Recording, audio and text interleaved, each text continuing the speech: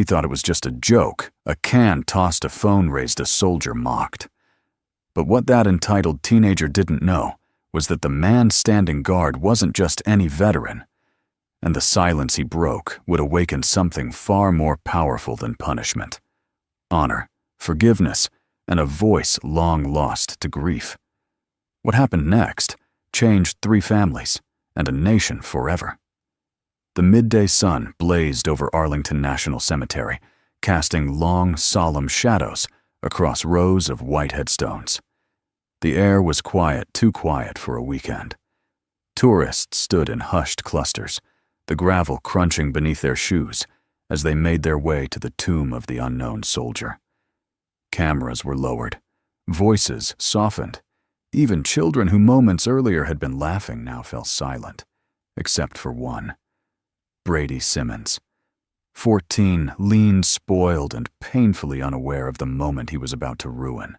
Wearing a red hoodie with earbuds hanging loose, Brady leaned over the stone barrier, phone in hand.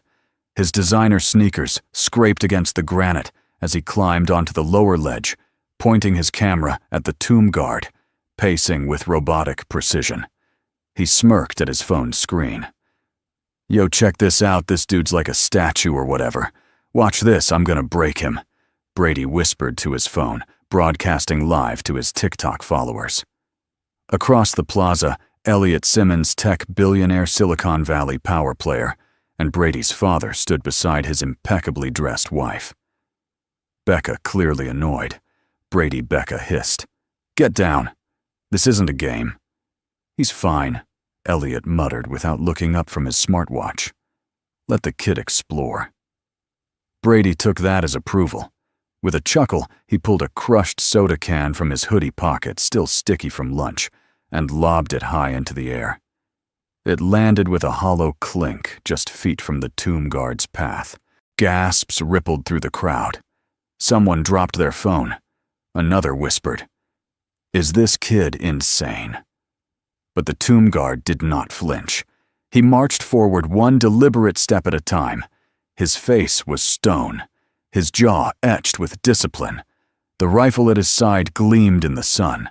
His dark green military jacket, perfectly creased, bore no medals. His eyes locked straight ahead, burned with a quiet intensity. Ben Stone was not like the others. He wasn't here for the paycheck or the protocol. He was here for something deeper, something sacred. Brady, emboldened by the silence, shouted, "Hey, robot, you're not going to say anything. Are you even human?" Then click. Brady pressed record again, moving closer, holding the phone up inches from the soldier's face. That was when Ben stopped. The crowd froze. For the first time in over an hour, Ben broke the mechanical rhythm. He turned his head slowly and met the boy's eyes. Not with anger, not with scorn, but with the chilling, measured calm of a man who had seen war, death, sacrifice, and worse, silence. The moment stretched. Brady chuckled nervously. "What you gonna do now, old man?" "Say cheese." Ben's hand moved fast, controlled and practiced. He reached forward, plucked the phone from Brady's grasp, and in one smooth motion hurled it to the ground. It shattered against the stone. The crack of the glass echoed through the plaza like a rifle shot. Silence. Then, someone clapped. Not mockingly, but slow, deliberate. From the edge of the crowd, an elderly veteran stood tall, removing his cap in respect. Others followed, heads bowed. Brady took a step back. "Hey, he assaulted me. Did you see that? He broke my phone, that's like illegal." His voice trembled not with fear, but with something more foreign to him. Shame. Becca's hand flew to her mouth. "Oh no." Elliot finally looked up. What the hell just happened? Then came the sound no one expected. Not sirens, not shouting. The low hum of the internet. A woman nearby had captured everything. Her phone still recording, she whispered. He had it coming. She uploaded it in real time, tagging it. Entitled Kid versus Dinard Tomb Guard. Honor. Still lives within minutes. The moment went viral. Brady tried to explain, but no one was listening. Because at that moment, all eyes turned back to Ben Stone, who resumed his post, unshaken expression unreadable. But inside his heart was a battlefield. He hadn't broken protocol in years. Not since his brother's remains had been interred here. Not since he took the vow to serve the fallen with silent dignity. Every step he took was for the men and women who never came home, and for the one soldier he could never forget. He didn't look at Brady again. He didn't need to, because something had cracked, and it wasn't just the screen of a phone. It was the illusion that privilege protected disrespect, that wealth excused ignorance, that honor could be mocked without consequence. And as the world would soon find out, the consequences were only just beginning. When Ben Stone removed his boots that night, the soles of his socks were soaked with sweat and silence. He sat alone at the edge of the twin bed in his small government-issued apartment near Fort Myer. The overhead light hummed quietly, casting a yellowish glow over the folded blanket at the foot of the bed, the perfectly lined-up pair of polished shoes, and a single photograph on the nightstand. In the photo, 3 people smiled: a much younger Ben, his older brother Samuel, and a woman with gentle eyes, holding a little girl wrapped in a white baby blanket. Ben picked up the frame and ran his thumb across her face. "Hey, Mel," he whispered. "Long day." His voice cracked, not from exhaustion, but from memory. She had died far from here, in a place no one back home even talked about anymore. Syria. The headlines had faded within days. A bombing at a rural hospital. She was an aid worker. Wrong place, wrong time, they told him. As if those words could undo the crater in his life. But even that tragedy wasn't the first. Samuel, his older brother, his best friend, the man who taught him how to throw a spiral and how to salute, was buried just 30 steps from the tomb of the unknown soldier. Killed in Kunar province during a nighttime raid. The body came back zipped in a flag-draped box, but a piece of Ben had never returned. It was why he marched here now. Every step, every turn, every second of silence was for them.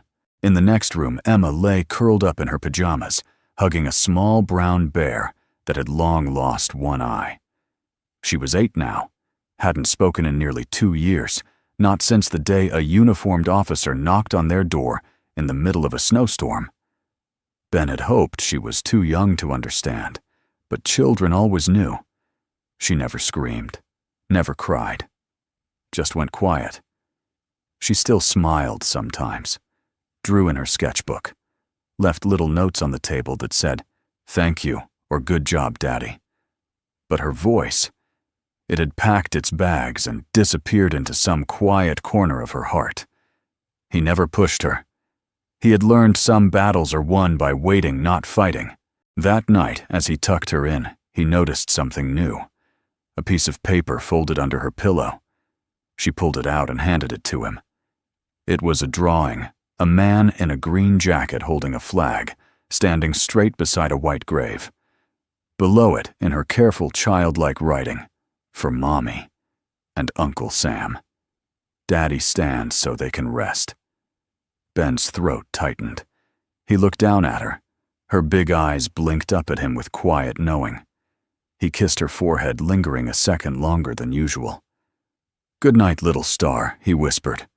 She didn't answer. She just slid the bear under her chin and smiled. The next morning, headlines had exploded. Tomb Guard confronts, entitled "Teen Sparks Nationwide Debate." Marine veteran breaks. Silence at Arlington goes viral. The face of respect, who is the man behind the uniform. Ben ignored them all. The base phone rang 3 times before he picked it up. It was Colonel Sophia Bennett, his direct commanding officer at Arlington, a woman of iron posture and zero tolerance for stupidity. "I need you in my office at 1600, she said. Voice clipped. "Understood. And bring your composure. There's a firestorm coming." Click. He sighed and reached for his uniform. Colonel Bennett's office was lined with black and white photos of fallen soldiers and a single large frame holding a worn American flag that had once flown over Iwo Jima. Sophia stood by the window, arms crossed. "You made quite the impression, Sergeant Stone," former Sergeant Ben corrected softly. "Now just a tomb guard." "You're always more than that," she said, turning to face him. "But right now you're a walking PR crisis. You broke a phone. And protocol." Ben didn't flinch. "Yes, ma'am." "Good," she said, sitting. "Because I'm not here to scold you. I'm here to brace for the circus." She slid a file across the table. "Elliot Simmons, CEO of Riverton Tech, worth $9 billion, the boy's father." Ben opened the file. News clippings, photos, social media comments. One stood out. The guard was a thug. Fire him. Sue him. Make him pay. "His team is threatening litigation," Sophia said, claiming physical assault and emotional distress. But she leaned in. "I've watched the footage from 6 different angles. What you did wasn't violence. It was discipline. Controlled. Precise. And frankly, overdue." Ben blinked. Sophia leaned back. "Now here's the catch. There's talk of bringing this to federal court. But I've got a proposition that might settle this quietly." Ben raised an eyebrow. "I'm listening." But she only smiled and tapped the file. "All in due time. For now, I need you to hold that head high. The public's behind you. But that boy..." She shook her head. "He's about to learn what honor truly means." Ben stood, saluted. "Thank you, ma'am." As he turned to leave, Sophia called out Ben. He looked back. "You're not just guarding the unknown. You're reminding the living what still matters." He nodded once. Outside, the flag fluttered softly in the breeze. That afternoon, as the sun dipped low over Arlington's white hills, Ben returned to his post. He adjusted his gloves, lifted his rifle, took his position with mechanical precision. But inside, something had shifted. The lines were no longer just painted on stone. They were now etched across the conscience of a nation. And someone had just crossed one. The video hit 1 million views in under 4 hours. It started with a 30-second clip posted by a tourist named Carol Henderson, a retired nurse visiting Arlington with her granddaughter. She hadn't meant to become a whistleblower. She just wanted to document her trip and maybe go viral with something wholesome. Instead, she caught lightning in a bottle. In the video, Brady Simmons, smirking with the confidence only generational wealth could bestow, leaned into the face of a stoic tomb guard. He insulted, he mocked, he recorded. Then the moment crack. The phone shattered. But not just the phone. The illusion of untouchability. Entitled Kid trended within the hour. But so did something else. Tomb guard. Truth. Ben Stone. Honor. Has a name. Some praised the guard for defending the sacred. Others cried abuse of power. Talk show hosts weighed in. Military veterans rallied online. A senator reposted the video with the caption, "This man doesn't need to be disciplined. He needs to be decorated." But inside the Simmons home, tucked behind a marble gate in the suburbs of Georgetown, the reaction was different. Elliot Simmons stood in front of a massive flat screen, fists clenched. "This is libel, defamation, character assassination." He turned to his assistant who had flown in from Palo Alto that morning. "Tell PR to start spinning. He's a violent thug who broke a miner's property. We'll make it a civil rights issue." Becca sat on the edge of a leather chair, hands clasped in her lap, eyes fixed on the paused frame of the guard's face, stone still unreadable. But Elliot. People love him. Her voice was barely above a whisper. "Exactly," Elliot snapped. "Which means they'll burn our son in the comments. You see these death threats. Memes. Someone made a remix of Brady's scream with 'God Bless America' playing in the background." He turned to his son. Brady sat on the couch, hunched pale thumbs, nervously tapping the sides of a replacement phone. "They're calling me a disgrace," Brady muttered. "You're not," Elliot barked. "You're a victim. Don't forget that." Brady looked up, eyes hollow. "But I kinda did throw the can." Elliot's face hardened. "You were provoked. That's the story." "Understand." Becca opened her mouth to speak, but closed it again. The truth was settling in her chest like a cold stone. Something had gone terribly wrong, and it wasn't just about a broken phone. It was about the kind of son they had raised, and the man who had stood against him. Back at the cemetery, Ben Stone ignored the noise. He moved as he always did, 21 steps, click of the heel turn, rifle at his side, eyes forward. It didn't matter if 1,000,000 people watched. He wasn't performing. He was remembering. He was serving. The only concession he made to the chaos was turning off his flip phone and letting it sit untouched on the kitchen counter next to Emma's crayons and peanut butter crackers. He hadn't told her what happened, but children feel ripples. They hear more in silence than adults ever speak aloud. That evening, Emma placed a single sheet of paper on the dinner table. It was a drawing. On one side, a man in green with a broken phone at his feet. On the other, a small girl holding a flower. Between them, a red line shattered like lightning. Ben stared at it for a long time, then folded it gently and tucked it into the inside pocket of his jacket. The next morning, an unmarked car pulled up outside Ben's residence. Colonel Sophia Bennett stepped out dressed in civilian clothes, but walking like she still wore command on her shoulders. Ben met her at the door. "No press," she said, handing him a thick envelope. "What is it, a subpoena? Simmons is filing." Ben exhaled slowly. "Of course he is." "But that's not all," Sophia added. "The Arlington Advisory Board just called an emergency session. The question isn't whether what you did was right. It's whether it was appropriate." Ben finished for her. "Exactly." Ben nodded. "I'll show up. Say what needs saying." Sophia looked at him carefully. "You're not just standing for yourself now, Ben.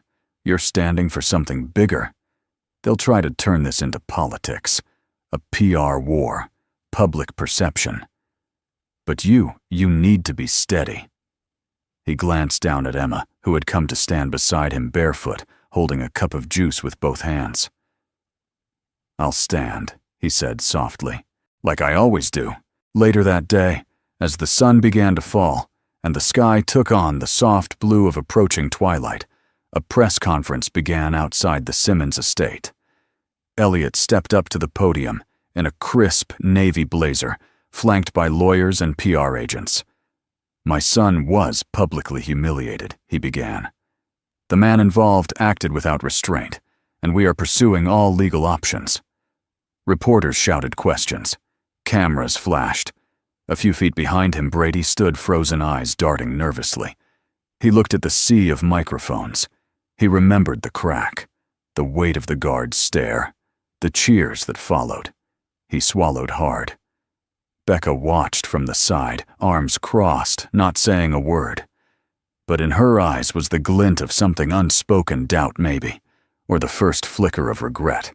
Meanwhile, in a quiet room at Fort Myer, Ben unfolded Emma's drawing again and placed it gently beside his brother's folded flag. He didn't care about lawsuits or talking heads. He cared about what came next. Because when a crack runs through stone, it doesn't always mean collapse. Sometimes it just means something old is breaking open to make room for something new. And Ben had a feeling the battle ahead wouldn't be fought with rifles or words, but with presence, with discipline, and maybe with forgiveness. The room was supposed to be off limits to media, but nothing could stop the whispers from leaking out. Inside a somber, marble-floored conference hall tucked behind the Arlington Visitors Center, a special session of the Arlington Advisory Board had convened in haste. Security stood at every corner. A thin fog of tension hung over the room, fueled by flashing headlines and high-stakes egos. Ben Stone sat quietly on the left side of the polished oak table, uniform pressed, chin lifted, eyes unwavering. Not defiant, just calm like a man who knew the difference between noise and truth.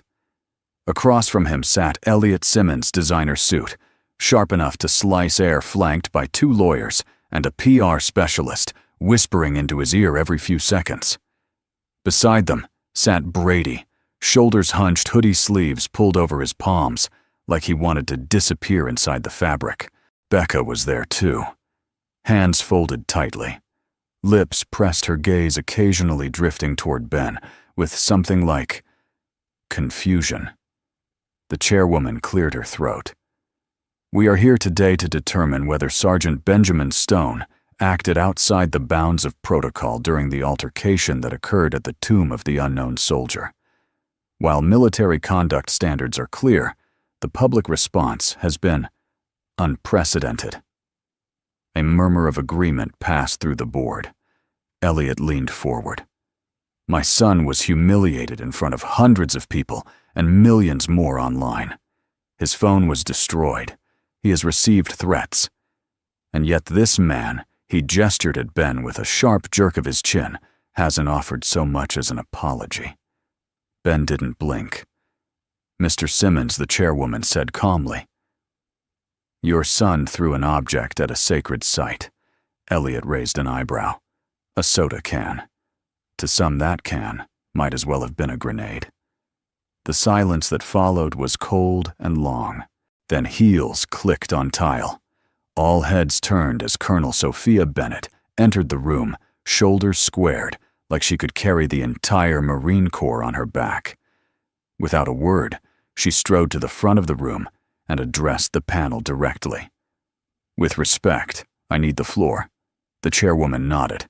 "Colonel Bennett, please proceed."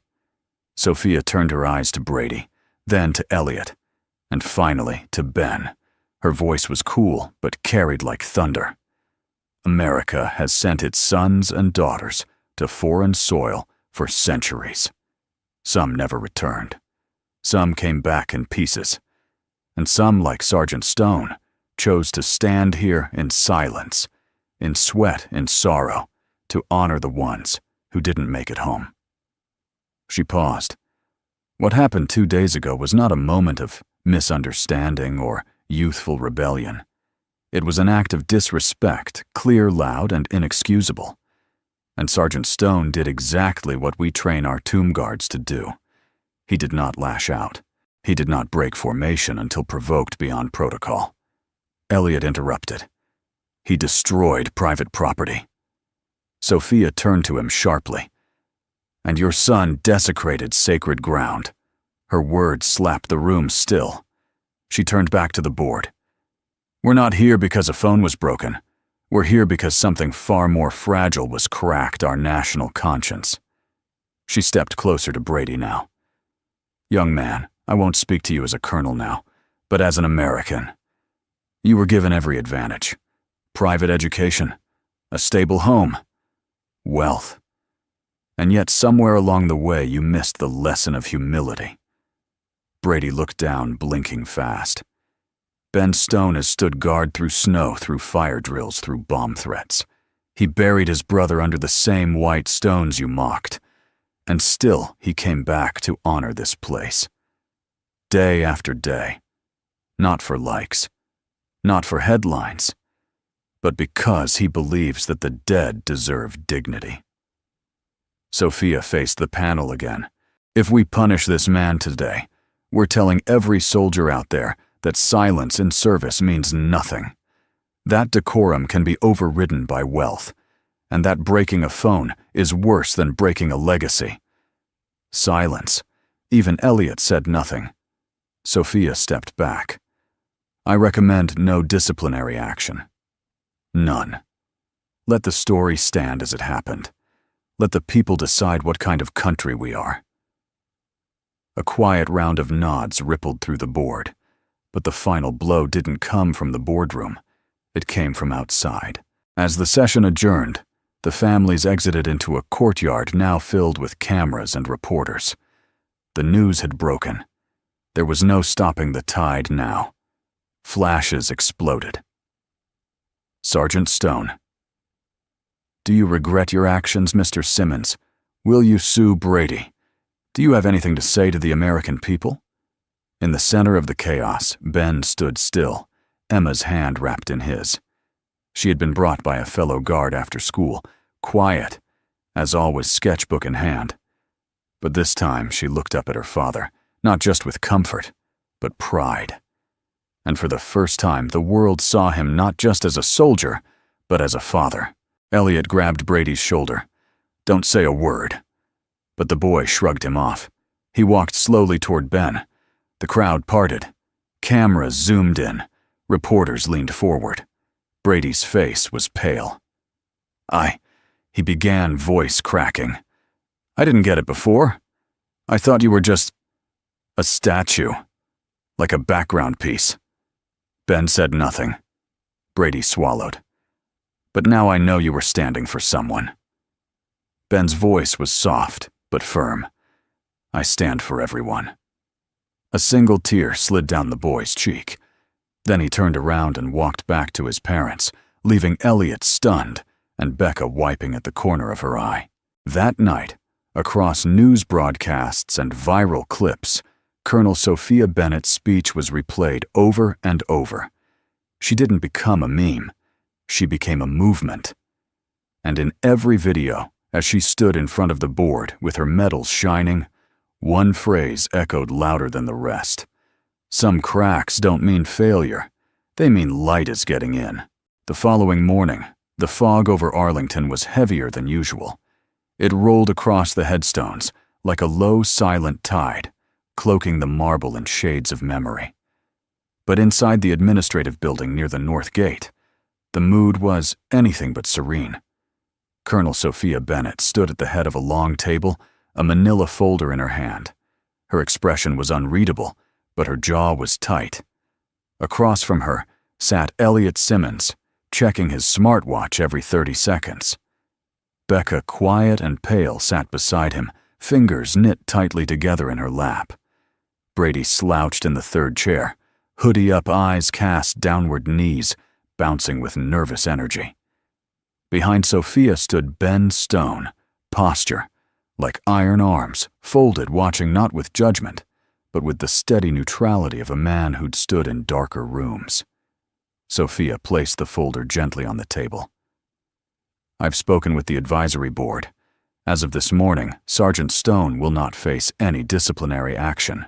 Elliot rolled his eyes. "Of course not. The internet loves a martyr." Sophia ignored him. "But this situation has reached national attention. A lawsuit would prolong the circus, destroy your family's public image further, and do nothing to repair what's been broken." Becca glanced toward Ben, then back to Sophia. "What are you suggesting?" Sophia opened the folder. Inside was a schedule, a form, a signature line.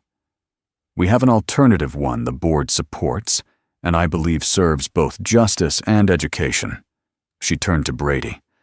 "Young man, you will report here at 0700, Monday morning. For the next 4 weeks, you will participate in a community service initiative under my supervision. You'll clean headstones, catalog, burial records, maintain memorial walkways, and assist with flag placements." Brady blinked. "You want me to work in a graveyard?" "No," Sophia replied. "I want you to serve in a national shrine." Elliot leaned forward, voice cold.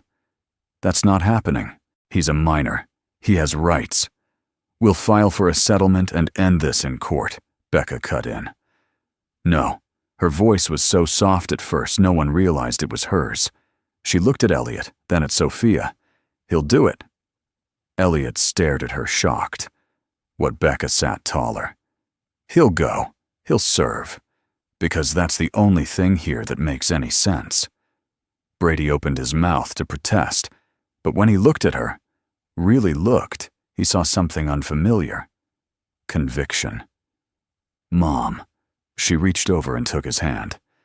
"It's time we stop pretending consequences are optional." Ben said nothing, but for the first time a slight shift crossed his face, respect barely visible like the first crack of sunlight on a granite wall. Elliot stood. This is ridiculous. We have a life, a schedule. He has a robotics internship in Palo Alto this summer.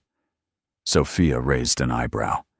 He can start a week late, or leave with his last memory, here being a courtroom. Elliot's mouth tightened, but Brady spoke first. I'll do it. All heads turned. Brady stood slowly, hands shaking just enough to be noticed. I don't want this to follow me forever. Maybe I should learn why it matters to so many people. Sophia handed him a pen. He signed. That night, back at home, the Simmons house was quiet. Dinner was a still affair. No phones, no TV, just clinking silverware and a silence that felt necessary. Becca cleared the plates while Elliot retreated to his home office, muttering about investors and optics. Brady sat alone in the dim kitchen. Across from him lay a folded piece of paper. His phone, a sticky note his mom had left earlier. Growth starts at the edge of comfort. He wasn't sure what it meant yet, but he was starting to feel the edges. At the cemetery, Ben sat on the back porch of his quarters, sipping weak coffee from a chipped Marine Corps mug. Across the grass, Emma played by herself, arranging small flags in a row, her silent world painted in careful patterns. Ben watched her for a while, then turned as footsteps approached. Sophia joined him, folding her arms. You okay with this? Ben shrugged. It's not about me. It never is with you, she said softly. He glanced at her. That's the job. Sophia studied him. You don't have to take him personally. He's just a kid. Ben's eyes narrowed toward the horizon. So were some of the boys I buried. Silence stretched between them. Then Sophia placed a hand on his shoulder. This isn't punishment. It's an opportunity for him and for the people watching. You represent something now, Ben, whether you like it or not. I didn't ask for it. No, but you earned it. Monday arrived with the soft buzz of cicadas and the crackling of the flag being raised at dawn. Brady showed up at 6:57. His clothes were too clean, his sneakers too white. He carried a water bottle and a skeptical expression. Ben met him with a clipboard and zero ceremony. You're late. Brady blinked. But 3 minutes early is on time. This is a military site, not a tennis camp. Brady swallowed. Yes, sir. Ben handed him a bucket gloves and a brush. Plot C, row 19. Start with the leftmost headstone and work your way right. Read every name, out loud. You don't skip the dead. Brady looked stunned. Read them, all of them. Ben looked him square in the eyes. They were men, not numbers. Say their names. And then he walked away. Brady stood there confused, sweating already, and something inside him shifted. Not from guilt, not from shame, but from weight. The kind that doesn't break you. It grounds you. As the sun climbed over Arlington, two shadows moved slowly between the rows, one tall and weathered one, young and uncertain. A new kind of silence had begun. But this time, it wasn't empty. It was earning its way back to honor. The third morning began with a blistering sun and a restless wind that scattered flower petals across the walkways like forgotten prayers. Brady Simmons trudged up the hill, sweat already beading under his collar. The novelty of his punishment had long worn off. His arms ached from scrubbing headstones. His throat burned from reading names aloud. He hadn't touched his phone in 72 hours, not because it was taken away, but because he no longer knew what to post. What would he even say? Day 3. Still cleaning graves. Still not famous. No one was waiting for his uploads anymore. The followers had moved on. But something else hadn't. The stillness. The way this place, this hill covered in bones and flags, demanded reverence without asking. Even the birds chirped softer here. That morning, Ben didn't meet him at the gate. Instead, a younger soldier pointed him toward Section F, a row of graves shaded by a weeping willow tree, its long branches brushing the marble like fingertips. He walked in silence, bucket swinging at his side, boots crunching gravel until he saw her. A little girl no older than 8 sat cross-legged in front of one of the smaller headstones. Her hair was pulled into a loose ponytail. A crumpled sketchbook lay on her lap. Her tiny fingers held a fresh lily by the stem. Brady stopped mid-step. She hadn't seen him. Or maybe she had, and simply didn't care. He shifted awkwardly. Hi." No response. She didn't look up, just gently laid the flower at the foot of the stone, then opened her notebook and began to draw. Each stroke of her pencil was slow, deliberate. Brady squinted at the headstone. Unknown infant, 1964, no greater love. He swallowed. The girl turned a page in her sketchbook and began drawing a star, then a flag, then a pair of boots. Brady took a step closer. "You visiting someone?" Still no answer, only her pencil moving, like it was speaking for her. Finally, she looked up, blue eyes calm, unblinking. Brady cleared his throat. "You're not supposed to be here alone." She tilted her head slightly as if amused by the assumption. Then slowly, she reached into her backpack and pulled out a small card. She held it out to him. Brady took it. On it, written in perfect cursive. "My name is Emma. I'm not lost. I'm waiting for my dad." Brady blinked. "You can't talk." Emma gave a tiny shrug and returned to her drawing. Brady crouched beside her, unsure why. He looked at her page again, now filled with stars, flags, and silent silhouettes standing tall. "That's really good," he said. She glanced at him but said nothing. He found himself whispering, unsure why his voice had dropped. "I got in trouble. Threw a soda can. At the wrong place. Wrong guy." Emma didn't flinch, didn't judge. She just handed him her sketchbook. Brady blinked. The first page was a drawing of a man standing straight beside a grave. On the second page, the same man, but holding the hand of a little girl. Below it, 3 words in soft pencil. "He stands for us." Brady's throat tightened. It was him. Ben. With Emma. And now sitting beside her, Brady felt more naked than when the internet had torn him apart. He'd said sorry a dozen times in interviews, but never here. Never to the silence. Never to the people who mattered. He looked back at Emma. "You drew this," she nodded. "And you do this a lot. Come here." She reached into her backpack again and pulled out another flower, a small red carnation, then pointed to a nearby grave. He followed her finger. Melanie Stone. Aid worker. Beloved mother and wife. His stomach dropped. Your mom, Emma's eyes lowered. She gently walked over, placed the flower at the base of the stone, then returned to Brady and sat beside him again. Brady didn't know what to say, so he said nothing. Instead, he opened the bucket beside him, pulled out a brush and bottle, and began scrubbing the nearest headstone, this time without complaint. Emma picked up her sketchbook, and together they sat. One washing names, one drawing them back into memory. Later that afternoon, Ben arrived to pick Emma up. He found them just as the sun dipped behind the willow tree. Brady stood as he approached, nervous again. "She's really something." Ben nodded. "She doesn't talk much," he said. Brady shuffled his feet. "She doesn't have to." Ben raised an eyebrow. That's so Brady looked down at his hands, dirty, blistered, then back at Emma, who was now folding her sketchbook carefully into her bag. "I didn't mean to hurt anyone," he muttered. "I thought it was just some joke.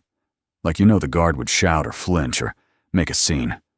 Ben's voice was quiet, but he didn't. Brady nodded. "No, sir." He didn't. Ben studied him for a long moment, then finally said, "Come back tomorrow.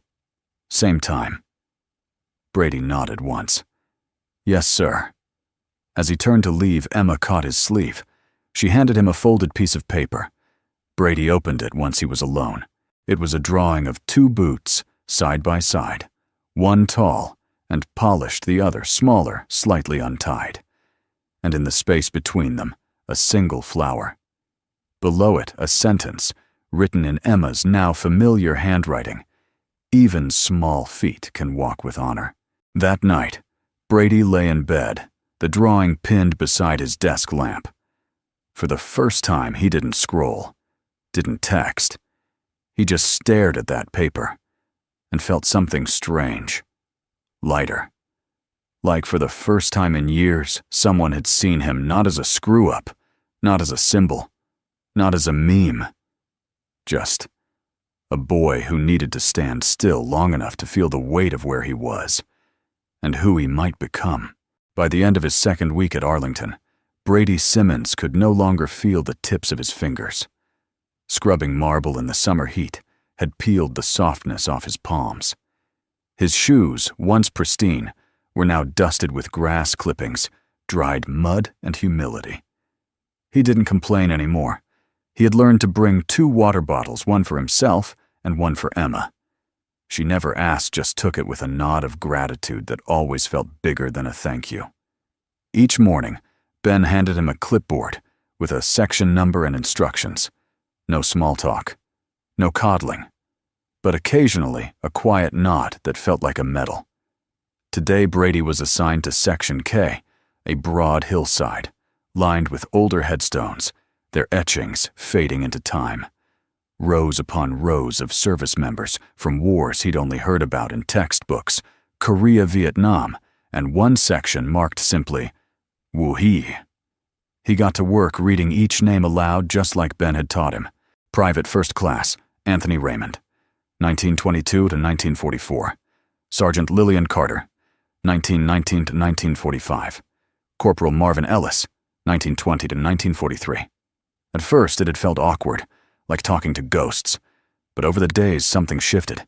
Each name started to feel like a person, not just etched letters, but syllables that once answered roll call. Who wrote letters home? Who bled? Who loved? Who died? By the time he reached the 4th row, the weight of it all began to settle in his chest. He paused to stretch his back, looking over the ridge. Down below, Arlington unfolded like a tapestry of silence and sacrifice. The wind carried the scent of cut grass and old stone.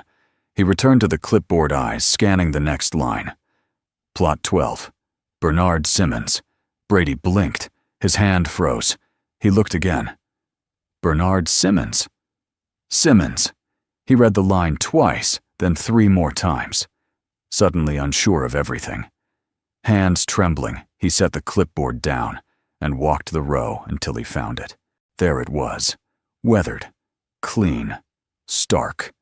Bernard Simmons, Staff Sergeant, U.S. Army, World War II. European theater beloved husband. Father patriot. 1917. 1944. Brady stared. That was his great-grandfather's name. He'd heard it only once or twice in passing. A black-and-white photo in a hallway. A story at Thanksgiving about someone who fought in the big one. His father never talked about him. Said war was just something the past used to do. Brady had never imagined he was buried here.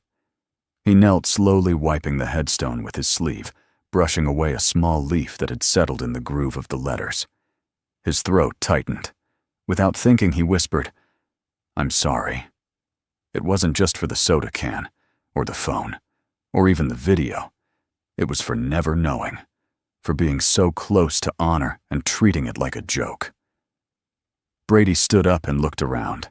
The rows stretched endlessly. How many families like his had never brought their kids? How many names lay unread? That afternoon, he returned to Ben's office without a word. He held out the clipboard. "You assigned me to my great-grandfather today." Ben looked up, surprised. "What was his name?" "Bernard Simmons." Ben nodded, slowly recognizing the weight of the moment. "You cleaned it." Brady nodded and read it out loud. Ben stood, walked to a dusty file cabinet in the corner, and pulled out a thin envelope. Inside, he handed Brady a small laminated document, a burial record. "You can keep it," Ben said. It's a copy of his service detail. He's listed in the D-Day secondary landing. Killed near Caen. Medal of Merit awarded posthumously. Brady stared at the document like it was a portal. He wasn't just connected to history, now he was rooted in it. That evening, Brady sat at the kitchen table at home, waiting until his dad finally emerged from his office phone to hear Bluetooth earpiece flashing. "Dad." Elliot glanced over distracted. "What is it?" "Make it quick. I found Grandpa Bernard's grave." Elliot paused mid-step. "What, in Arlington?" Section K. Plot 12. Elliot removed the earpiece slowly. Brady continued, voice soft. "He was in D-Day, Dad. Got a medal. I read every word. Cleaned it myself." Elliot stood still. "I thought you said we didn't have anyone buried there," Brady added. "I never said that," Elliot murmured. "I said there wasn't a point in visiting." "But there is." The silence between them was long, not cold, just full of the years that had gone unspoken. "I think you should come see it," Brady said. Elliot didn't answer. He just looked at his son for the first time in weeks, maybe months, not as a project to fix or a reputation to manage, but as a young man he didn't quite recognize. The next morning, Brady arrived early. Emma was already there, sitting beneath the same tree, sketching quietly. She glanced up as he walked over and patted the space beside her. He sat down. "I found my great-grandpa yesterday," he said softly. "He was a soldier, just like your dad's brother." Emma paused, then began drawing again. A minute later, she tore the page out and handed it to him. It was a new drawing. 2 graves side by side, flowers between them, and above 2 boys, one with a brush, one with a flag, walking away toward the sunrise. Brady smiled. "Thanks." Emma gave him a thumbs up. And for a moment, the weight of the world didn't feel so heavy. That day, as he continued cleaning the next row of stones, Brady no longer looked down in guilt. He looked forward, and every name he read felt like family. The rain came suddenly, as it often did in Arlington, a soft, mournful drizzle that blurred the headstones and turned the grass to velvet. By noon, the grounds were nearly empty. Visitors retreated beneath umbrellas or into the quiet refuge of the chapel. Only a few remained. Brady Simmons sat on the stone bench beneath a maple tree in Section E, his jacket damp hair clinging to his forehead. But he didn't move. He couldn't. In his hands was a small folded envelope, thick cream-colored paper, sealed with a tiny sticker in the shape of a blue star. Emma had handed it to him without a word that morning. She simply slipped it into his palm, looked up at him with those soft, knowing eyes, and walked away. He thought it was a drawing at first, but now seated alone, the envelope felt heavier than paper should. He peeled it open carefully. Inside was a letter, written in blocky, careful handwriting, with smudged pencil and a few misspelled words. At the top, in larger script, "To Mommy." "Read by Brady, please." Brady's hands trembled. He looked around, no one watching. Only rows of silent stone. He took a deep breath and began to read. "Hi, Mommy. It's Emma. I miss you every day. I saw a butterfly this morning and I thought maybe it was you. It landed on Daddy's shoulder, and he didn't notice. But I did. I'm sorry I don't talk yet. I want to. But it's like my voice is asleep. I try to wake it up, but it stays quiet. That's okay, though, because Daddy always knows what I mean. Daddy still stands at the grave with the other soldiers. He wears his jacket and doesn't cry even when the wind is cold. I think maybe he cries inside. He puts flowers on Uncle Sam's stone every Sunday.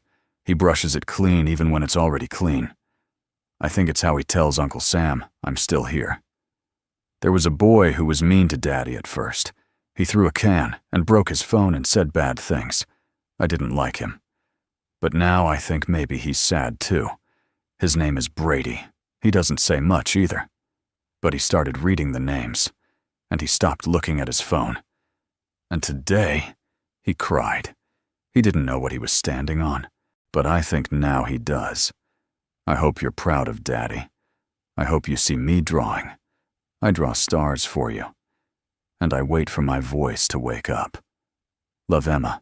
Brady lowered the letter slowly, the words melting into the rain. His throat burned. His hands curled around the paper like it was something holy. He stared at the horizon, where the rows of graves blurred into mist. The world had always told him to be strong, to win, to dominate. But no one had ever taught him how to grieve, how to sit still with the pain of others, how to understand someone else's silence. Until now. A tear traced down his cheek, slow and uninvited. He didn't wipe it away. Later that afternoon, Ben found him still sitting there, soaked to the bone. Brady stood quickly brushing at his sleeves. I was just about to get back to it. Ben didn't speak. He looked at the folded paper in Brady's hand, then back at his face. You read it? Ben said. Brady nodded, voice rough. I didn't know she could write like that. Ben stared out over the hills.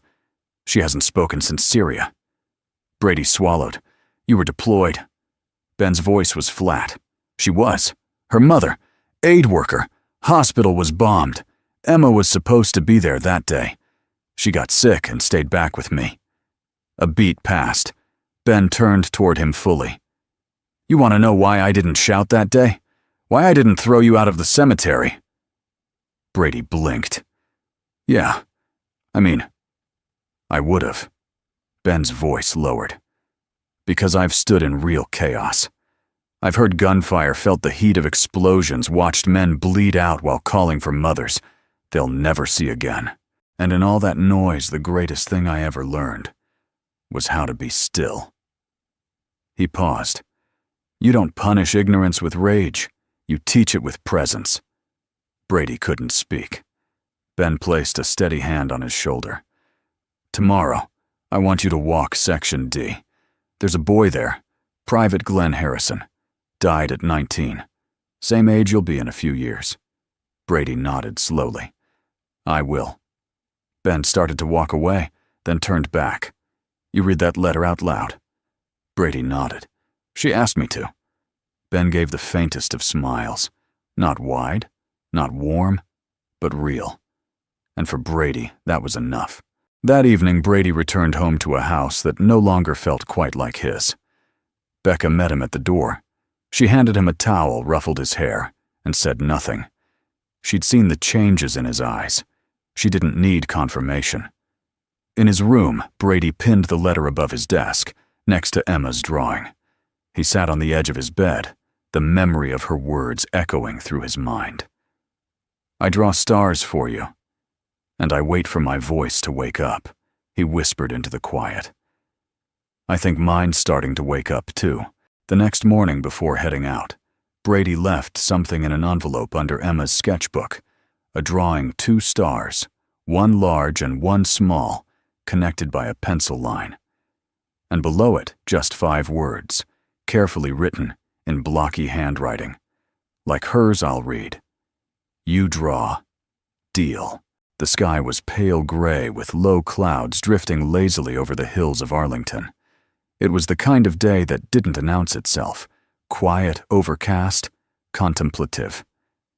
Ben Stone stood at his post near the tomb of the unknown soldier body, perfectly still. Rifle balanced with ease against his shoulder. His uniform, as always, was crisp, immaculate, not a thread out of place. To the world watching behind the low rope barrier, he looked unshakable. But inside, he wasn't still. Not today. Because just an hour earlier, as he poured Emma her usual cup of morning cocoa and packed her sketchbook into her bag, she'd slid a sheet of paper across the kitchen table. No words.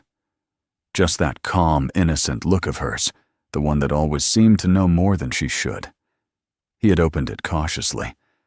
Just one question written in her careful block print. Daddy, did you forgive Brady? Yet he hadn't known how to answer. He still didn't. The wind stirred slightly, brushing the brim of his cap. In the distance, a bugle played the slow notes of taps, for a fallen soldier being buried nearby. The melody was fragile, floating nearly broken by the wind, and somehow it made the question ache even more. Forgive. What did that even mean anymore? He hadn't yelled, hadn't lashed out, hadn't reported the boy or demanded consequences. But silence wasn't forgiveness. Discipline wasn't healing. He thought of that day, the can, the phone, the sneer on Brady's face. But now the sneer was gone, replaced by dirt-stained hands, quiet posture, eyes that had started to learn reverence. And just yesterday, Brady had stood unsupervised, reading the names of fallen soldiers aloud like they were old friends. It had surprised Ben, not just the change, but how much it had mattered. After shift, Ben returned to the quarters and found Emma sitting on the porch, sketching as usual. She looked up as he approached, eyes searching his face. He sat beside her, said nothing for a long while. Then finally, "Why did you ask me that?" Emma didn't answer directly. Instead, she turned her sketchbook around. She had drawn 2 figures, one tall, one short, standing on opposite sides of a stone wall. In the middle of the wall was a single brick, cracked. Beneath it, 3 words: "You can choose." Ben exhaled. She was right, of course. Forgiveness wasn't a feeling. It wasn't something that fell into your lap after enough time passed. It was a choice, a step, like standing guard. Later that night, Ben sat at his small desk, staring at an old photograph. He and his older brother, Samuel, in uniform. Sam had his arm draped over Ben's shoulder, both of them laughing in the midday sun somewhere in Afghanistan. The image was faded, but the bond between them still burned clear. Sam had always been quick to forgive, even when Ben made rookie mistakes, even when things went south. And in their last conversation just weeks before Sam's unit was ambushed, he'd said something Ben could never forget. "You think strength is about holding the line, but sometimes it's about lowering your guard long enough to let someone grow." Ben closed his eyes. He had guarded his pain like a fortress. And Emma, through her silence, her drawings, and now her question had quietly walked through the gate. The next morning, Brady arrived as usual, early gloves on, bucket in hand. He looked up at Ben with cautious respect. "Section D today," Ben nodded, handing him a new clipboard. "You'll walk with me this time." Brady's eyes widened. Really, Ben began walking without answering. Together, they moved through rows of white marble. Ben would pause every few graves and read a name aloud. Then he'd tell a short story, just a sentence or two. Private Glenn Harrison, 19. Shot shielding his medic. Lieutenant Sarah Brooks, helicopter pilot. Took enemy fire so her unit could escape. Corporal David Reyes, only son. Volunteered so his younger brother wouldn't have to. Brady listened in silence, each story landing like a pebble in still water. At one point he whispered, "Do you remember all of them?" Ben paused. "I try." They reached a shaded grove where a headstone stood slightly apart from the others. Ben stopped. He nodded toward it. Samuel Stone, Captain U.S., Marines 1981, 2010, brother, warrior, peacemaker. Brady looked at the name, then at Ben. "That's your brother." Ben's voice was steady. "Yes." Brady swallowed. "I'm sorry." Ben nodded. "So am I." He looked out over the fields, not just for what happened, for how long I carried it without letting anyone in. He turned to face the boy. "You hurt a lot of people when you threw that can. You mocked something you didn't understand." Brady nodded. "I know. I wish I could take it back." "You can't," Ben said. "But you're earning forward. That's more important." A pause. Then Ben said the words he hadn't realized he was ready to say until they left his lips. "I forgive you." Brady's eyes welled up instantly, and he turned his head, embarrassed. "Thank you." "Sir." Ben placed a firm hand on his shoulder. "Now go read those names. Someone's waiting for them." Brady walked off slowly, clipboard in hand, back straight, eyes forward. Ben watched him go, then reached into his pocket and pulled out Emma's question folded and creased. He refolded it once more, this time with an answer inside. That evening he left a small note on Emma's pillow. It had only 2 words: I did. The air that morning felt heavier than usual, like the sky itself was holding its breath.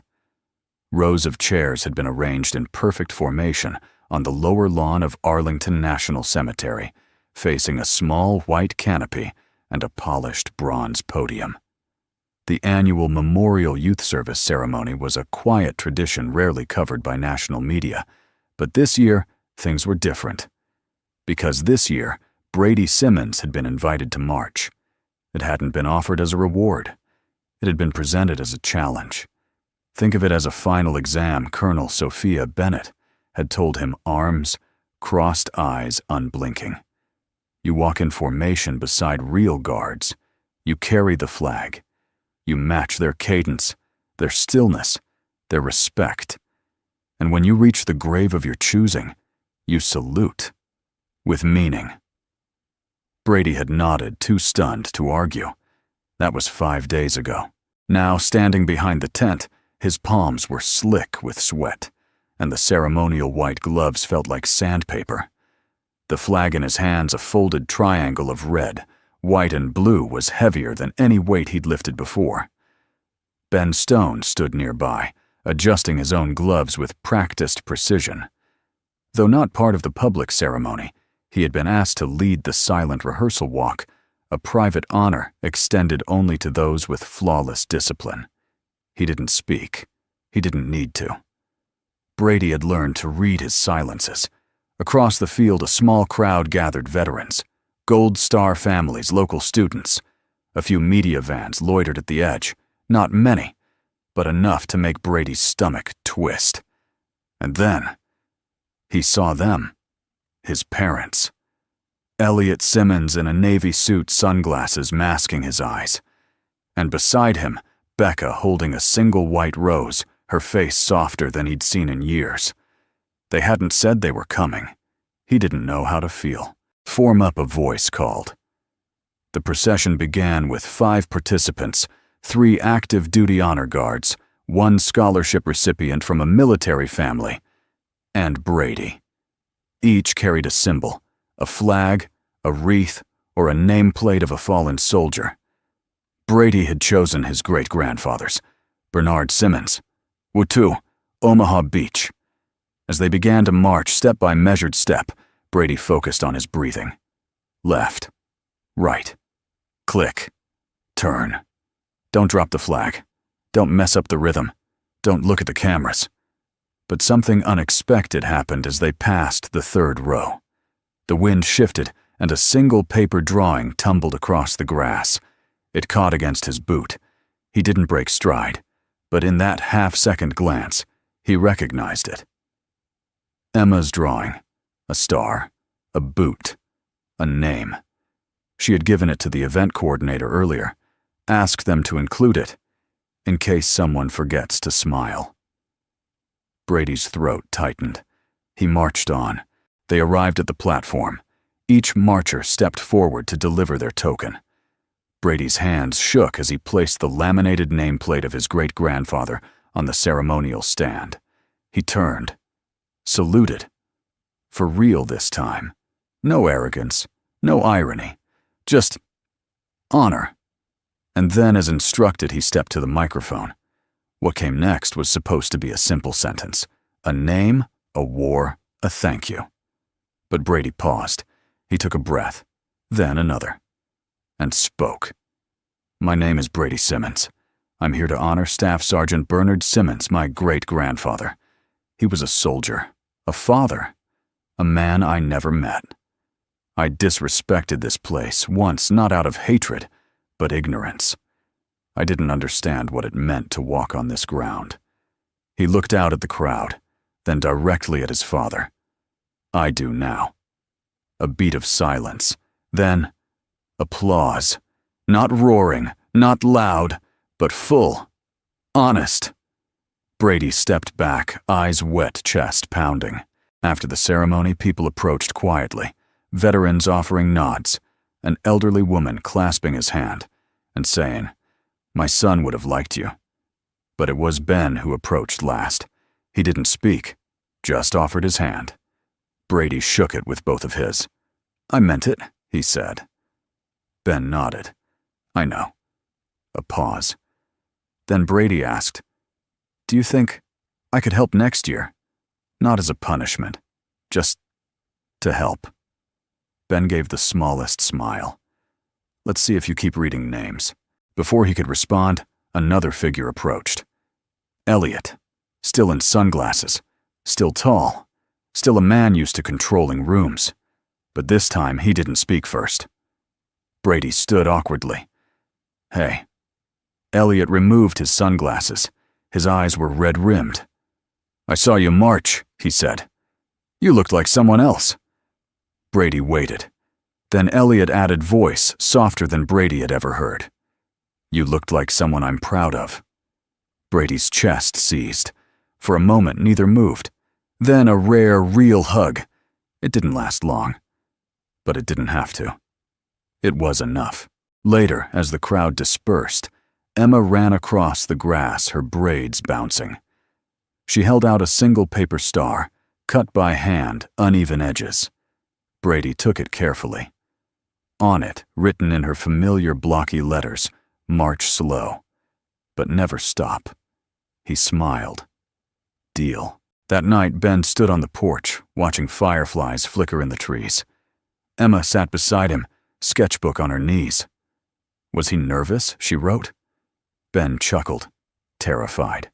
She smiled, then wrote, "But he marched anyway." Ben nodded. Yes, he did. And that he thought was all any of us could ever really do. It was the first time Ben Stone had ever received a knock on his door after 9 p.m. The world outside was hushed and dark, the silence of Arlington thick with memory. Fireflies drifted lazily beyond the fence. The last bugle of the day had long faded. Ben had been polishing his boots, seated in his usual place by the window, when the knock came. 2 soft raps, not rushed. Measured. He opened the door cautiously. Elliot Simmons stood there still, in the same tailored suit from the ceremony. His tie loosened his expression unreadable. "Evening," Elliot said. Ben didn't answer, only nodded and stepped aside. They sat on the porch, the kind of place where silence spoke first. For nearly a minute, neither man said a word. Then Elliot cleared his throat. "I wasn't planning to come," he said, "to the ceremony." Ben waited. But Becca, she didn't ask. She just said, "You need to see who your son is becoming." He looked down at his hands. "I didn't expect to be proud." Ben let the silence stretch, then said quietly, "You raised him." Elliot scoffed. "No, I managed him. There's a difference." A long pause. "I taught him to win," Elliot continued. "To push harder, think faster, compete smarter. I made sure he had tutors by the age of 5, language apps at 6, mock interviews at 7. He rubbed a hand across his face. But I never taught him how to lose with dignity, how to look someone in the eye and admit he didn't know something." Ben shifted slightly. "Most parents don't." Elliot glanced at him. "You did." Ben looked out into the night. "Only after I failed first." Elliot leaned forward, elbows on knees. "That's why I'm here." Ben raised an eyebrow. "I owe you an apology," Elliot said, voice firm but low. "Not just for Brady. For me. For threatening legal action. For calling you a thug. For seeing you as a symbol instead of a man." Ben studied him for a moment, then gave a slight nod. "It's easier that way," he said. "People see the uniform, the rifle, the silence, and they assume it's all I am." Elliot exhaled. "You could have destroyed him, publicly, legally, but you didn't." Ben turned his gaze back toward the graveyard. "I've been on the receiving end of destruction. It doesn't teach. It just hollows." Another beat of silence passed. Then Elliot asked the question he had never dared until now. What made you take that job? Guarding a tomb. Silent, invisible. Ben was quiet a long time. Then I lost my brother. Afghanistan. Close quarters firefight. I was 10 feet away when he took the hit. Afterward, I couldn't hear anything for weeks. Not from the blast. From inside. He paused. My daughter lost her mother in Syria. Aid worker. Bombing. Elliot swallowed. I didn't know. Ben continued, voice calm but heavy. After that, Emma stopped speaking. I couldn't reach her with words anymore. And honestly, I didn't want to speak either. He looked down at the porch floor, his voice softer now. So I started walking. Guarding. Step after step. In silence. At first it was duty. Then it became prayer. Elliot leaned back, his eyes glistening under the porch light. That boy of yours, Ben said, after a while he's got fire. But he's also got something most people lose by 16, the ability to change. Elliot nodded slowly. He changed because someone like you didn't give up on him. Not when he messed up. Not when the world piled on. You held the line with dignity. Ben didn't reply, but for the first time his features softened, not as a soldier, but as a father. Elliot stood. I'd like to take you and Emma to lunch sometime, he said. No press. No politics. Just people. Ben gave a faint smile. We don't eat fancy. Elliot shrugged. Neither do I. Anymore. He extended a hand. Ben looked at it for a long moment, then stood and shook it. The grip was firm. Equal. No power games. No shields. Just will-do men who had learned in very different ways that silence was not weakness, and that sometimes real strength was knowing when to stop talking and simply stand together. The next morning, Ben found Emma already dressed, her backpack on, standing by the door. He raised an eyebrow. You planning to leave without me? She handed him her sketchbook. He opened to the page she'd marked. It was a drawing of two men, one in uniform, one in a suit sitting on a porch, a little girl between them holding a flower. Below it, a sentence. 2 fathers. 1 lesson. Forgive. Then grow. Ben knelt down, kissed her forehead, and whispered, You're the best teacher I know. She smiled. Still no words. But none were needed. Later that day, Ben returned to his post at the tomb. He walked the 21 steps, paused, turned, stepped again. But this time, his gaze flickered toward the horizon, where memory met healing. And far in the distance, standing just outside the rope, were Brady and Elliot, both in silence. Both standing. Together. The cemetery looked different at dusk. The headstones glowed with the golden warmth of a sun too tired to judge.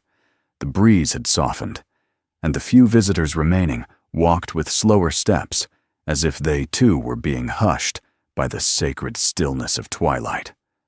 Brady Simmons stood alone in Section D, his shoes pressed neatly together, hands holding a folded letter.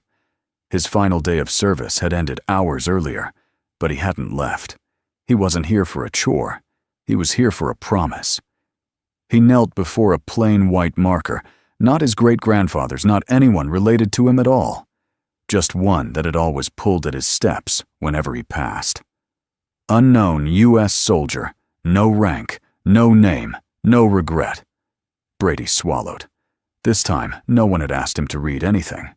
So he unfolded the letter, the one he'd written the night before, scratched on the back of one of Emma's discarded sketches, because lined paper felt too neat for what he wanted to say. He cleared his throat.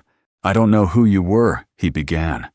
I don't know what you looked like or where you were from. I don't know if you were scared when you left, or brave, or both. His voice caught for a second. He kept going. But I know you're here, and I know people forget sometimes. Not because they don't care, but because the world gets so loud. He paused. I was one of them. I made it louder. I made it worse. And I'm sorry. The paper shook in his hands. I'm leaving tomorrow. My service hours are done. But I wanted to leave something behind that isn't just apology. It's a promise. He reached into his jacket and pulled out Emma's drawing, the one she'd given him weeks ago, a pair of boots, side by side with a flower in between. He placed it carefully at the base of the headstone. I promise I'll remember you. I'll remember what this place means, and I'll make sure someone else remembers too. The wind shifted light, but steady as if approving. Brady stood, wiped his eyes, and turned. On the hill above, Ben watched in silence, arms crossed over his chest. He'd followed at a distance, not wanting to intrude. But now, standing among the rows, he saw something few ever got to see in real time. Transformation. Not because a boy had been punished, but because he'd been invited to listen, to serve, to carry weight. Ben's chest rose slowly with a deep breath. He felt something settle inside, a kind of peace, a kind of pride. Down below, footsteps approached. Emma, holding a small lantern and a ribbon in her hand, stepped lightly across the grass. She moved beside Brady without a word and knelt beside the grave. He looked at her, surprised. "You okay?" She nodded, unwrapping the ribbon and tying it to a nearby branch. Then she opened her sketchbook and drew a small gold star on the blank page. Brady sat beside her. "You drew one every day, didn't you?" She nodded again. "This place. It's like your voice." Emma hesitated. Then slowly she reached into her bag and pulled out a letter of her own. She handed it to Brady. He opened it carefully. Just one sentence in her soft, blocky print. "I think my voice is waking up now." Brady smiled. Then something unexpected happened. She reached for his hand, and when she looked up at him, eyes filled with quiet light, she opened her mouth and said in the faintest whisper, "Good night, soldier." Brady froze. His breath caught in his throat. She'd spoken. Not a drawing, not a letter, not a whisper written in ink, but a real voice, small, tender, and full of warmth. He looked at her. "You talked."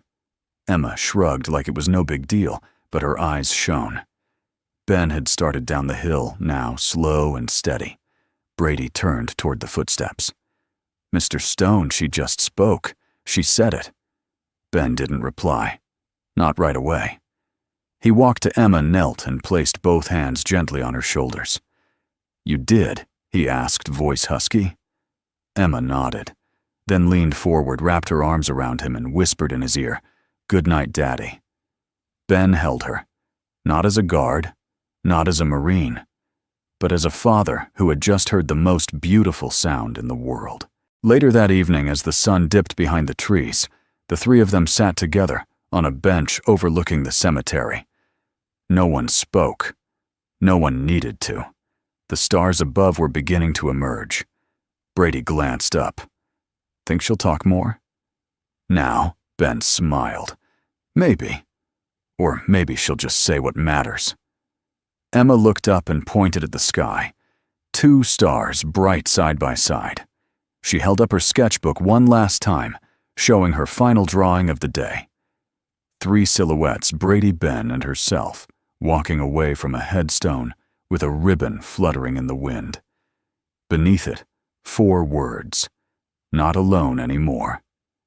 Ever. The summer ended quietly. There were no headlines now. No trending hashtags. No angry think pieces or television segments about what a boy had done wrong or a soldier had done right. What remained was quieter, but deeper and more lasting. Brady Simmons was back at school now, hair a little shorter, posture a little straighter. His old friends didn't quite know what to make of him.